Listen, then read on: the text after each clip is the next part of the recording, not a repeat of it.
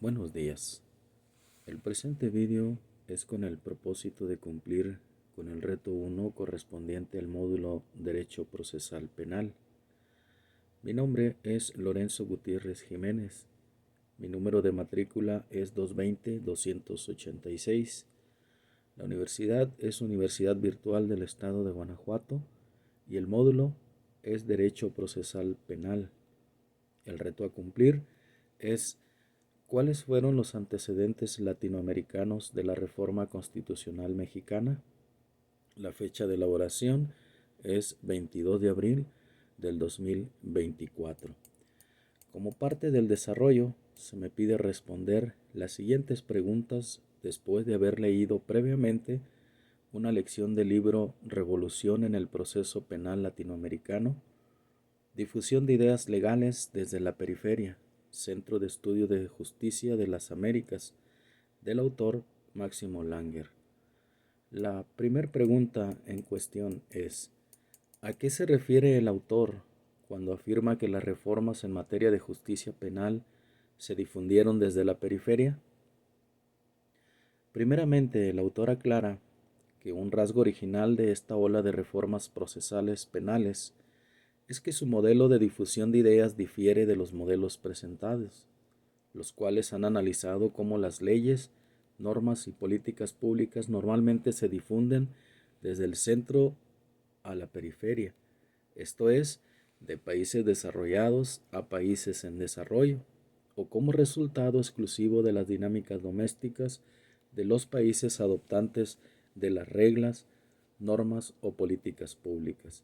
Y añade lo siguiente: la ola de reformas procesales penales es un caso de difusión desde la periferia porque los abogados latinoamericanos de la red de expertos activistas del sur fueron los actores intelectuales y promotores cruciales de las reformas. En este sentido, esta ola de reformas no es meramente un contraejemplo de los modelos existentes, sino que forma la base de un nuevo modelo teórico. La siguiente pregunta dice: ¿qué distingue a los códigos inquisitivos y a los códigos acusatorios en Latinoamérica?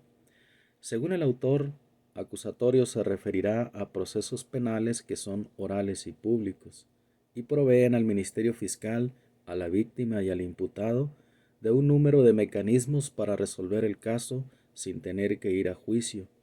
Incluye además amplios derechos para el imputado, participación popular en el juzgamiento del caso y permite que la víctima tenga un rol más importante en el proceso penal.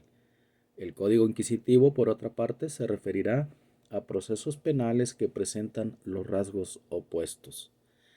Hablando de ello, el autor cita que la principal legislación procesal penal para Hispanoamérica durante el periodo colonial fueron las 7 partidas, que consistían en 7 libros que regulaban múltiples áreas del derecho. En 1808, Napoleón adoptó un código inquisitivo que estableció una investigación preliminar, secreta y escrita, en la cual el imputado tenía derechos muy limitados. Incorporaba también un juicio oral y público ante un jurado.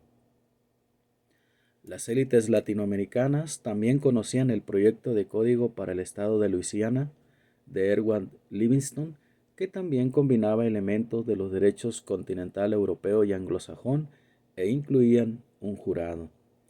Sin embargo, rechazaron estos códigos más liberales principalmente porque no les gustaban y desconfiaban profundamente de los juicios orales y públicos y por jurados, ya que pensaban que sus poblaciones no estaban preparadas para ellos.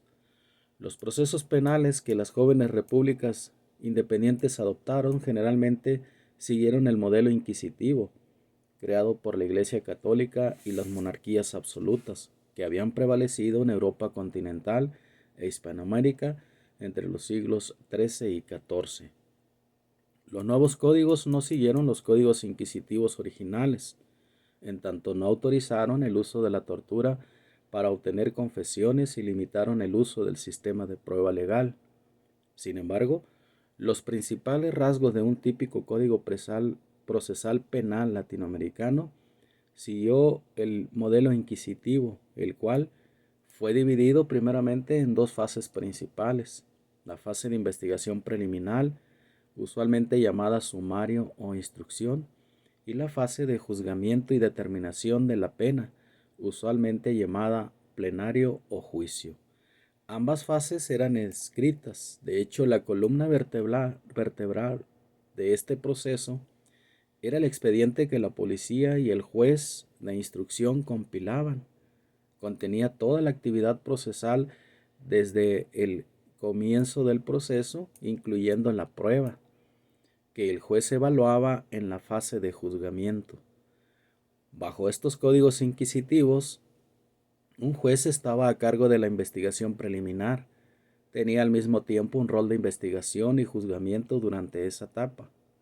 Los derechos del imputado eran muy limitados durante esta fase y además, con limitadas excepciones, la prisión preventiva del imputado era obligatoria.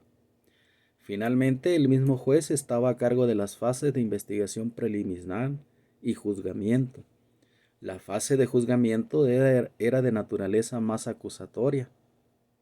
Sin embargo, esta fase de juzgamiento también era muy inquisitiva, ya que era predominantemente escrita, de hecho secreta para la ciudadanía, y no incluía un jurado. Además, el juez de sentencia podía decidir el caso basado en los elementos de prueba recogidos en el expediente que había sido recolectado de un modo no acusatorio durante la fase de investigación preliminar. La tercera pregunta dice: ¿cómo influyeron los actores internacionales en la formación y expansión de la red de activistas y reformadores en América Latina? Usaron su habilidad para convencer tanto a los actores internacionales como domésticos de que la adopción de los nuevos códigos procesales penales contribuiría a lograr los objetivos de estos distintos actores. A medida que más países de América Latina adoptaron nuevos códigos procesales penales, la referencia de los emprendedores legales a una tendencia regional en la materia también contribuyó a la diseminación de las reformas, porque generó una suerte de presión de grupos sobre actores en países que todavía no habían introducido las reformas, contribuyendo a un efecto cascada. En este caso, actores de países periféricos establecen alianzas con actores de países centrales, convenciéndolos de las virtudes de una reforma. Los actores de los países centrales traen entonces su promoción, presión y recursos a otros países periféricos o semiperiféricos para lograr que avancen las reformas. Finalmente, como cierre, opinión en la que indiques la relación entre el texto de Langer y la reforma constitucional en materia de seguridad pública y justicia penal en México.